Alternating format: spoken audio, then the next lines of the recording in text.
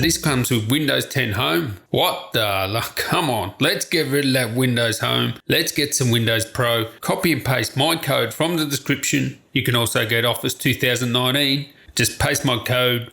Woof, it's Windows Pro time. Yes, alright. Ice, baby. Bomb, bomb, bomb, bomb, bomb, bomb. Comet Lake, baby. Yes. Are you ready?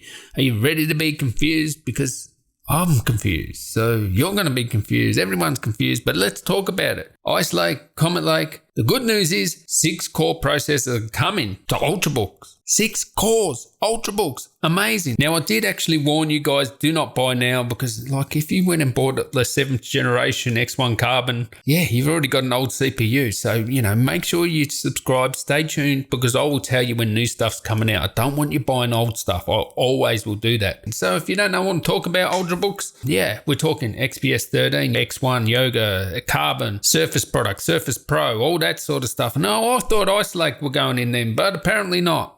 MacBook Pros, anything that's an UltraBook, these processors are going to be inside. All right, well, let's get through this. I couldn't really understand him that well, to be perfectly honest, the bloke doing the conference. But anyway, let's talk about it. So what is Ice Lake? What is Comet Lake? They are both made for Ultra Portables or UltraBooks, stuff like that. Previous laptops are sort of mentioned. I'll get into the CPU lineup in a sec. But basically, when it comes to powerhouse performance, 6 cores, high clocks, you're going to have the Comet Lake. And then Ice Lake is more for connectivity, best entertainment. It's got the best graphics. See, that's the thing, right? The Ice Lake has the best graphics and the Comet Lake has the CPU power. So the perfect scenario would be that the Comet Lake had the Iris graphics that are in the Ice Lake, but that's not how it is at the moment. So the difference here is Ice Lake is 10 nanometer, all new silicon, a built-in Thunderbolt, built-in Wi-Fi 6 into the CPU itself, not into the bridge or the chipset. And you don't need like a discrete Thunderbolt 3 controller and stuff like that. This is the newest tech. It's got the AI built in. It's a Sunny Cove architecture, whereas Comet Lake is 14 nanometer. So it's pretty much the new parts you're getting in those UltraBooks that I've mentioned just before. Now, both of them are going to perform great, but when it comes to clocks and having 6 cores, the Comet Lake is just going to smoke it. It'll smoke the Ice Lake. And basically the way he explained it to me is this slide here. Okay, so if it has a G, it's going to be Ice Lake. If it has a U or a Y, it's going to be Comet Lake. As I said before, the Iris Plus is only on the Ice Lake. So really with the Comet Lake, it's the CPU power. It's those extra 2 cores, those high clocks. Whereas Ice Lake's going to have quad cores. It's going to have good power. Don't worry about that. It's going to have awesome power, but you get all those new things I just mentioned before,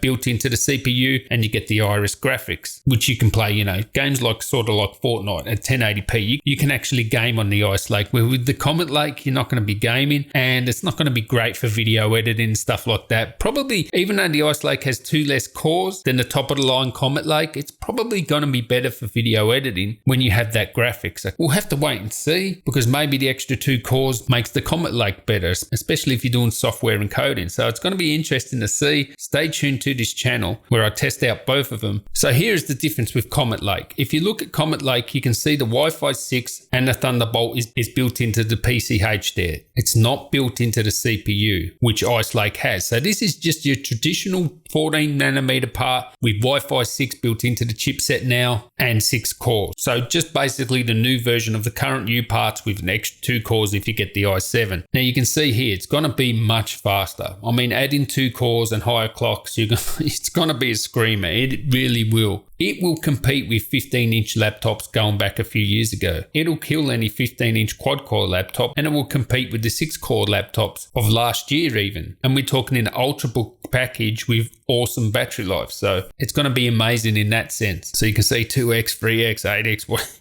It's going to be fast because of those extra 2 cores. We're going to get awesome boosting, and all of this at not a cost in battery life too. Those 45 watts can really chew up the battery. These ones won't. I mean, they can crank up to 25 watts. So when you need the power, it's there. So you're going to get those awesome high clock speeds. So here's an illustration of what the difference is here, right? 14 nanometer versus 10 nanometer.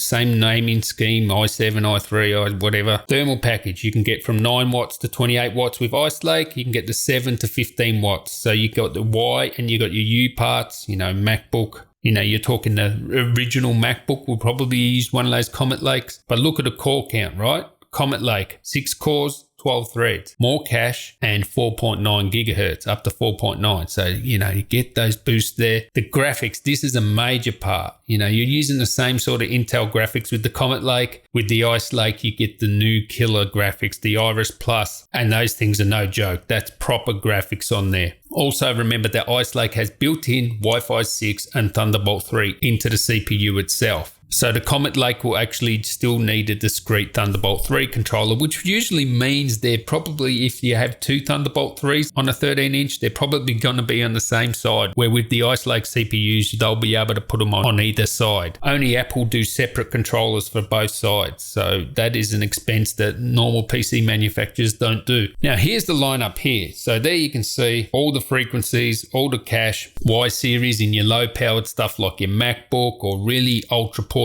stuff. This time I think the Y series is going to be good. And as you can see right up the top there, 6 cores, 12 threads, and there you can see 15 to 25. So it doesn't just say 15 watts, they can crank up to that 25 watts, which they could do anyway, but now they're just listing it on the spec sheet. As you can see, the difference between the i7 6 core and the i7 4 core, there is a difference in frequency. Obviously the 4 core one can do 4.9 because it only has 6 cores, whereas the 6 core one can do 4.7. So that's just a thing to note. Anyway, I know it's a bit confusing. Which one would you get, Ice Lake or a Comet Lake? I guess if I'm talking about UltraBooks, I really do have to test it. For me, I want to know which one's better for video editing. Is it having the better graphics on the Ice Lake, or is it having 6 cores on the Comet Lake? Only testing that will tell you which one's better, but 6 cores on the UltraBook, that is amazing. It's just blown me away, because I remember when they put 4 cores on these UltraBooks, I was blown away. So now to have 6 cores on a thin and light UltraBook 13-inch, it's just amazing. You get all the benefits of Project Athena and all that sort of stuff, blah, blah, blah, blah. Anyway, catch you in the next one. Hope you're not too confused. We'll find out which one's faster. Make sure to subscribe. Catch you in the next one, guys. Tally ho.